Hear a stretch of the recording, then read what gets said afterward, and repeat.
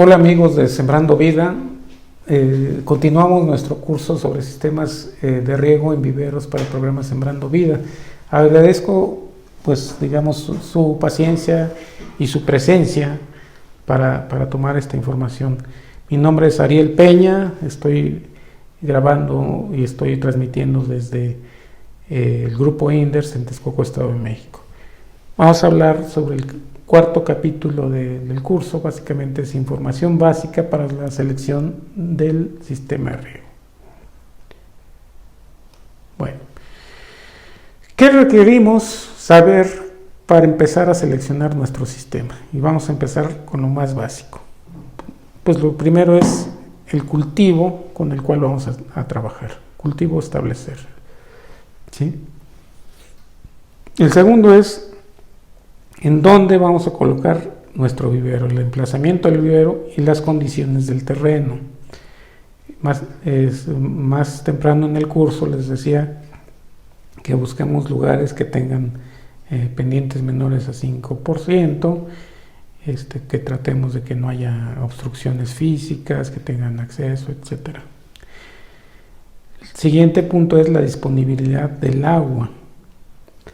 Siguiente, la disponibilidad de la fuente de energía, el acceso y la organización de ustedes para la producción. ¿Cómo nos vamos a organizar para la producción? Esto tiene que ver con respetar el modo de gobierno o de gestión que ustedes tienen al interior, por un lado, como comunidad de aprendizaje campesina, y por el otro, con el resto de la sociedad en la cual se están manejando. Por ejemplo, puede ser que estén inmersos dentro de un poblado, entonces tienen que interactuar con otros actores, con otros usuarios del agua, y por lo tanto se tiene que ver una situación de conveniencia para todas las partes, para comulgar, para disfrutar del agua, ¿sí? Desde el punto de vista del cultivo, establecer el cultivo, pues básicamente requiere un paquete tecnológico para la producción, ¿sí? Este paquete tecnológico pues normalmente se los va a definir el extensionista con el cual ustedes están trabajando, ¿sí? Entonces, desde ese punto de vista, el riego debe de estar inmerso en la forma que ustedes pretenden trabajar, es decir, si hay situaciones especiales que requieran ustedes porque el paquete tecnológico con el cual están trabajando las demanda, es importante que ustedes las hagan saber. Digamos que las más básicas es que ustedes normalmente tienen un área de producción y áreas de acceso o de servicio, ¿sí? Normalmente van a tener las camas o platabandas y van a tener pasillos, ¿sí? Esto implica que nos van a generar separaciones entre las plantas, pero también ustedes pueden tener tamaños, por ejemplo, que las tienen en bolsas, pues unas bolsas pueden ser de 1 litro, otras bolsas pueden ser de 5 litros, y pueden requerir necesidades diferentes a la hora de establecer el paquete tecnológico, ¿sí? Esto, pues, ¿qué quiere decir? Que todo este diseño, toda esta concepción debe ser plasmada como un requisito hacia su sistema. Por ejemplo, no esperaríamos ver mangueras sobre los pasillos, ¿sí? ¿Por qué? Porque se vuelven un obstáculo, ¿sí? Entonces deberían de estar colocadas de tal forma que no se vuelvan un obstáculo. Es decir, cuando digo que no quisiéramos verlas, es que atraviesen transversalmente. A lo mejor longitudinalmente, si ustedes las alojan a un lado del pasillo, pues, sí lo pueden aceptar, ¿sí? El otro punto que es importante es que nosotros trabajemos claramente con un diseño agronómico. ¿Qué es el diseño agronómico? Es entender cuándo y cuánto y cuándo regar, ¿sí? Básicamente eso es nuestro diseño agronómico. Desde el punto de vista del diseño del sistema de riego, lo que implica o que la información que nos da el diseño agronómico es el requerimiento máximo instantáneo de agua que tiene el sistema, pero también a partir de la información del diseño agronómico nosotros tenemos que también empezar a dimensionar el tamaño del almacenamiento que vamos a requerir para la época más crítica de nuestro sistema, ¿sí? El otro punto que también es importante es la orientación del riego, es decir, pues tiene que ver con lo que hace un rato les mencioné. Quisiéramos que las tuberías laterales donde van a alejar los emisores pues tengan el mismo sentido que la dirección de la planta, ¿sí? De la plantación. Es así que es importante. Muchas veces ustedes quisieran que la orientación fuera norte-sur, por ejemplo. En muchos de los casos, pues esto es posible si el sistema es en un terreno sensiblemente plano.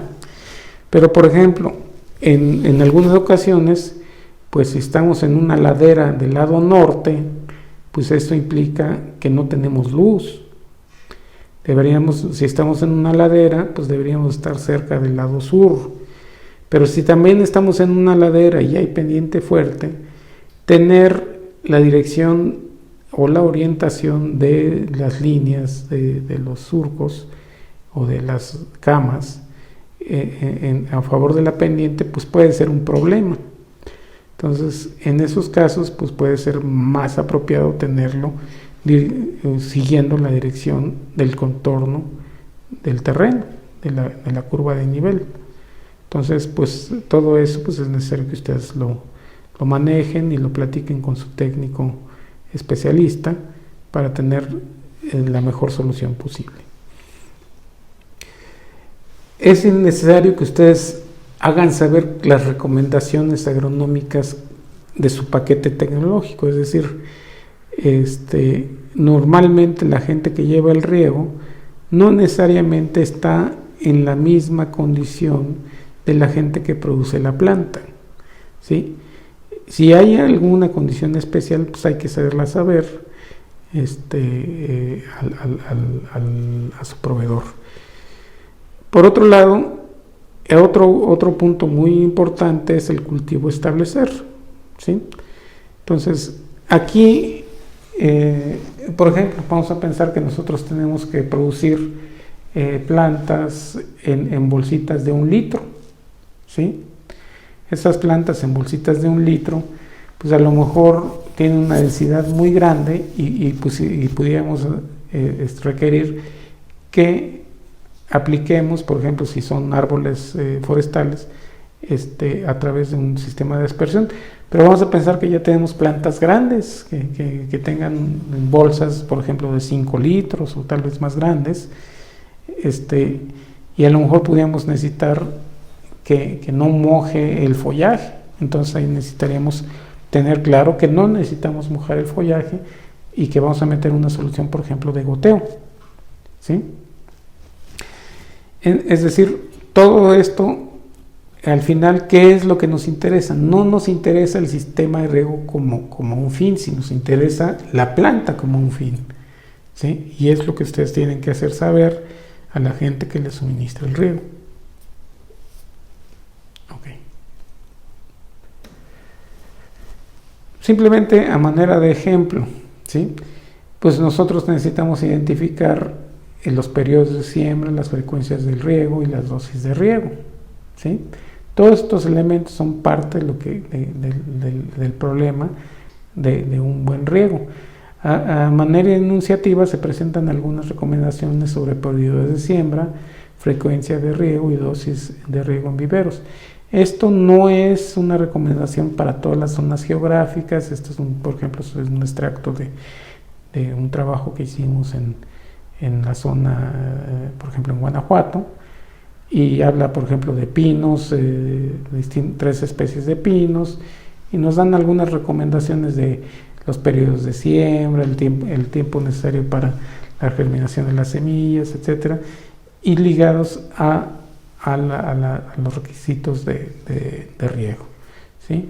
Aquí tenemos algunos ejemplos también para algunas especies de frutales, básicamente guayaba, ciruela, aguacate, durazno, pera, manzana, higo, que insisto, esto nada más es meramente enunciativo, platíquenlo con su extensionista.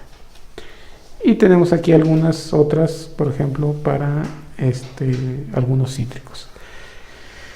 Preferentemente los riegos deben darse fuera de horas de mayor insolación, ¿sí? Esto pues puede ser contradictorio en el tema de los fotovoltaicos, ¿sí? Pero pues el fotovoltaico pues tiene su operación, sobre todo cuando hay sol. Pero nuevamente no es algo rígido.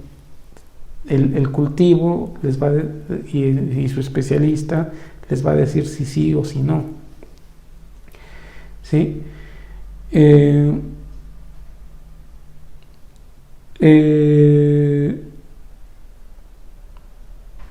Muchas veces se deben también tener precauciones con el riego, sobre todo cuando ya se están endureciendo las plantas, para terminar los riegos en un periodo, ¿sí? Bueno, hablar de programación de riego nos referimos a cuánto, cuándo y cómo regar, ¿sí? Entonces, estas acciones, cuándo, cuánto y cuánto, para lograr la máxima eficiencia y la productividad del agua. Básicamente, una adecuada programación del riego pues se refleja en la siguiente forma: ahorro de agua, ahorro de energía, ahorro de mano de obra, reducción de estrés hídrico y la mejora en el rendimiento y calidad, ¿sí? Regar bien es hacer todo esto: ahorrar agua, energía, mano de obra. Esos tres implican ahorrar dinero, ¿sí? Reducción de estrés hídrico implica mantener mi planta en condiciones óptimas para llevar a buen término mi producción. Luego entonces mejoro los rendimientos y la calidad. Estas dos últimas que implican mayor productividad de mi dinero. Las tres primeras implican menores costos, las dos últimas implican maximizar los rendimientos con lo que yo estoy haciendo, con mi trabajo. ¿Cuánto regar? Pues básicamente esto es el diseño, esto es lo que nos contesta el diseño agronómico. El diseño agronómico determina el volumen de agua necesario para satisfacer los requerimientos de los cultivos de interés. Y básicamente se refiere a la determinación de las necesidades hídricas, ¿sí? Se trata de determinar la evapotranspiración del cultivo, ¿sí? ¿Qué es la evapotranspiración? Es el efecto de la evaporación, tanto de las superficies de agua como del suelo, como de la transpiración de los cultivos, ¿sí? Con un balance hídrico se determina el requerimiento de riego anual, es decir, si yo estudio esta evapotranspiración a lo largo de todo un año y lo pongo en los tiempos en que estoy produciendo mis cultivos, ¿sí?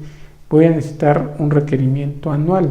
Este requerimiento anual lo que me va a decir es el volumen anualizado de agua que ocupo para que mi cultivo se dé, y yo necesito tener la seguridad que esa agua la voy a tener. Si no tengo la seguridad, estoy poniendo en riesgo mi producción. El otro punto importante que me determina el diseño agronómico es el requerimiento de riego máximo diario. Que, repito, el requerimiento de máximo diario lo que me ayuda es a dimensionar el tamaño del sistema de riego que voy a ocupar, ¿sí? Entonces, 1, enfatizando y concluyendo, ¿cuánta agua ocupo? 2, ¿cuál es el flujo máximo que requiero para dimensionar el tamaño del sistema que voy a ocupar, ¿sí? ¿Cuándo regar? ¿Sí?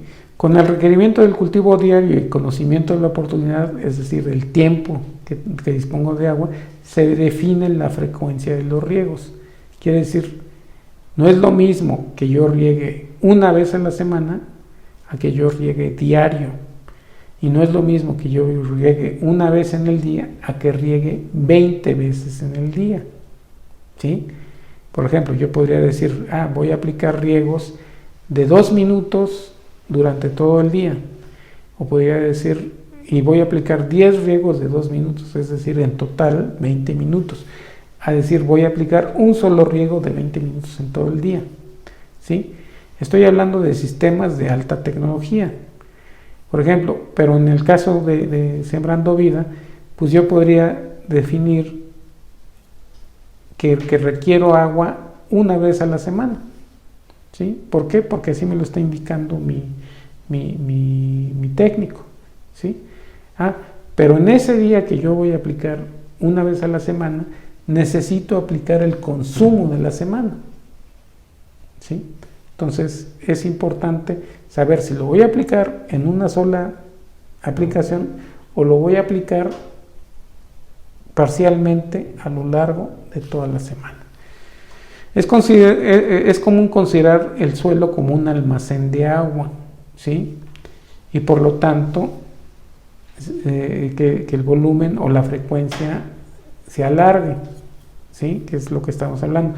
Pero por ejemplo, si ustedes están trabajando con sustratos y estos sustratos drenan, necesariamente van a aumentar las frecuencias. En viveros, de hecho, es necesario aumentar la frecuencia de los riegos con volúmenes pequeños. La única forma de aumentar la frecuencia de los riegos es a través de sistemas de riego que lo permitan. Y pues ustedes pues siempre estén cerca del agrónomo responsable, que finalmente es el que les va a llevar a buen término su producción.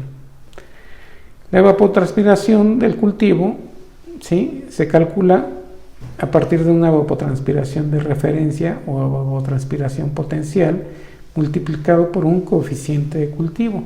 Este es, digamos, un tema teórico, pero básicamente pues es importante que ustedes sepan que en general esto lo referencian a un pasto bajo condiciones ideales y esto lo referencian al cultivo bajo condiciones estudiadas para cada región, ¿sí?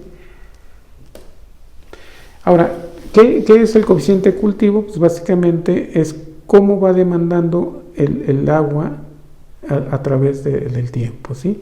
Normalmente los cultivos todos más o menos tienen una fase inicial, ¿sí? Esta fase inicial pues en general requieren poca agua comparativamente con la fase media, ¿sí?, donde llegan a la cúspide del requerimiento, y hay una fase final donde es prácticamente al final del ciclo vital del cultivo.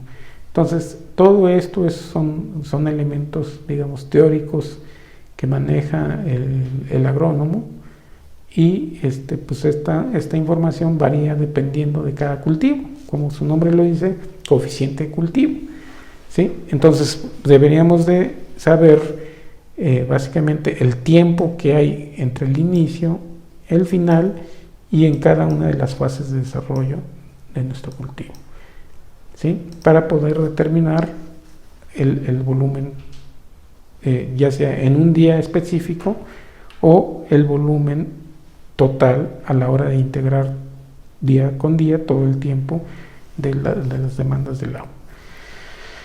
A manera también de ejemplo, pues aquí hicimos un comparativo. Por ejemplo, cómo se comportarían distintos cultivos en Tuxtla Gutiérrez, por ejemplo, pensando que fueron sembrados un 1 de enero, comparando frutales con forestales. Y básicamente lo que vamos a encontrar es que el color verde claro, que es que requiere poco riego, menos de 20 milímetros, el color verde oscuro, más de 50 milímetros. Y por ejemplo, ¿qué encontramos que en los cítricos? Pues básicamente los cítricos me ocupan un consumo relativamente alto desde noviembre hasta mayo.